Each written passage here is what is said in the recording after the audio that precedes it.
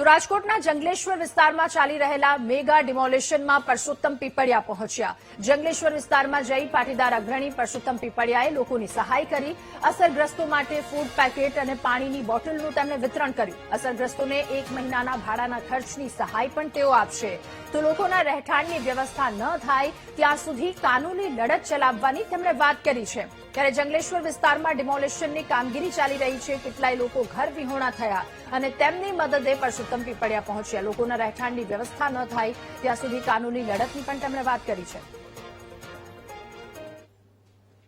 જંગલેશ્વર વિસ્તારમાં આજે વહેલી સવારથી જ મેગા ડિમોલેશનની કાર્યવાહી છે તે કરવામાં આવી રહી છે અને પાટીદાર અગ્રણી પરસોત્તમભાઈ, તમે પણ આજે જંગલેશ્વર વિસ્તારમાં આવી પહોંચ્યા છો અને વહેલી સવારથી જ આ પ્રકારની કામગીરી કરવામાં આવી રહી છે, શું કહેશો? અમે માત્ર માનવતાના ધોરણે આવ્યા છીએ।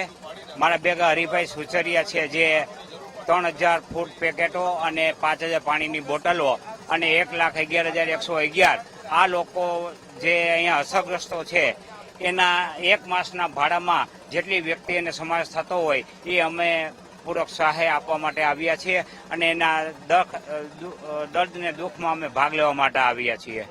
હાઈકોર્ટમાં પણ છેલ્લી ઘડી સુધી આપણે કેસ દાખલ કર્યો હતો ને લડ્યા હતા, પરંતુ કઈ નિરાકરણ નહીં।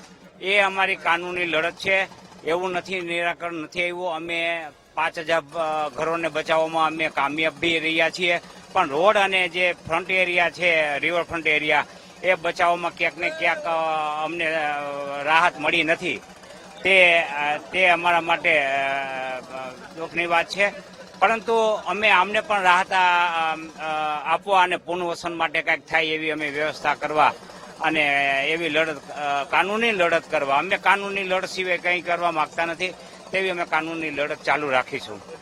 કોર્ટમાં હજુ લડત ચાલુ રહેશે? હા, કોર્ટમાં જે લડત ચાલુ રહેશે જ્યાં સુધી અહીંના તમામ લોકોની વ્યવસ્થા ન થાય અને બીજા જે અસરગ્રસ્તો ત્યાં જેના મકાન પડે છે એની વ્યવસ્થા ન થાય ત્યાં સુધી અમારી કાનૂની વ્યવસ્થા ચાલુ રહેશે। ચોક્કસથી જે પ્રકારે ડિમોલેશન છે તે કરવામાં આવી રહ્યું છે અને આપ સીધા દ્રશ્યો જોઈ શકો છો, જે ડિમોલેશન છે તે કરવામાં આવી રહ્યું છે। વિસ્તારના આગેવાન છે, શું કહેશો? અત્યારે સહકાર પણ આપવામાં આવી રહ્યો છે અને ડિમોલેશન કરવામાં આવી રહ્યું છે। રાજકોટની પ્રજાની અંદર તો રામ વસે છે, રહીમ વસે છે, એટલે જે લોકોના હૃદયની અંદર રામ વસે છે એવા લોકો અહીંયા ગરીબ માણસોની મદદ કરવા માટે ત્યાં આવી રહ્યા છે। પણ ખાસ કરવાનું એ છે કે અહીંયા હિન્દુ મુસ્લિમ એકતા સમિતિએ સાથે રહી અને કલેક્ટર અને કમિશનરને કીધું હતું કે સાહેબ તમે અત્યારે અહીંયા ડિમોલેશન 3 દી પહેલા કીધું હતું કે તમે સ્વેચ્છાએ પાડી નાખો।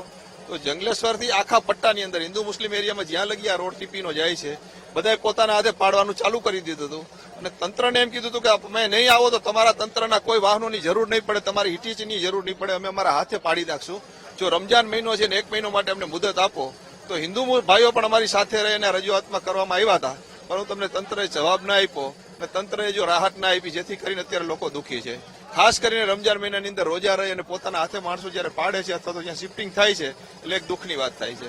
અંદાજે તો મકાનો અસરગ્રસ્ત છે અત્યારે એ લોકોએ તો 900 ઉપરની મકાનનું કીએ છે, પણ તો આમ જોઈએ તો 1400 જેવા મકાન અસરગ્રસ્તો થયા છે, એકના એટલે બીજા, કારણ કે જે એક મકાન પડતું એની અંદર આજુબાજુના પણ 2 મકાનો એની અંદર અસરગ્રસ્ત થતા હોય છે। ત્યારે આમ જોઈએ તો સમજી લો કે પૂરો 80 નો રોડ કે 80 ના રોડ થી રિંગ રોડ સુધીની અંદર જે આ ટીપીનો રોડ અત્યારે આવે છે, આખા રોડ ઉપર બધા અસરગ્રસ્તો છે।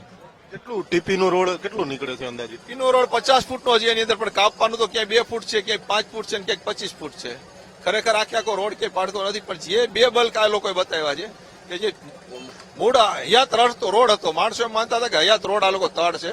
હયાત રોડ છોડી અને બાજુની અંદર પેરેલલ જો 50 નો રોડ નીકળ્યો છે, અહીંયા 50 ના રોડમાં આખા મકાન નીકળે છે। બાકી તો જે જ્યાં મેઇન રોડ મળી જાય છે કે જે દેવપરા વાળા રોડ અમારો ત્યાંથી આવે છે, ત્યાંથી 3 માળિયા ક્વાર્ટર સુધીનો જે રોડ છે એ તો પેરેલલ રોડ ઉપર જ રોડ આવ્યો છે, એટલે એની અંદર બહુ એટલું બધું નુકસાની નથી।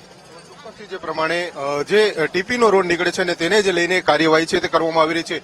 છેલ્લા ઘણા સમયથી ડિમોલેશન પ્રક્રિયાને લઈને ક્યાંક ને ક્યાંક તંત્ર દ્વારા પણ અહીંયા કામગીરી છે તે કરવામાં આવી રહી હતી, પરંતુ આજે વહેલી સવારથી જ આજે દાદાનું બુલડોઝર છે તે જંગલેશ્વર વિસ્તારમાં ફરી ઉઠ્યું છે। જો કે સામાજિક અગ્રણીઓ છે, સેવાભાવી સંસ્થાઓ છે તે પણ હાલ જંગલેશ્વર વિસ્તારમાં જોવા મળી રહી છે અને અહીંયા જે અસરગ્રસ્તો છે તેમને ફૂડ પેકેટ સહિતની જે પણ સહાયની મદદ હોય તેના માટે ક્યાંક ને ક્યાંક પ્રયત્ન છે તે કરવામાં આવી રહ્યા છે। કેમેરામેન જુને જફાઈ સાથે ભાવેશ ચંદ્રબા, BTV ન્યૂઝ, રાજકોટ। અને હવે વાત કરીશું રાજ્યમાં ફરી એક વખત માવઠાની આફત વિશે।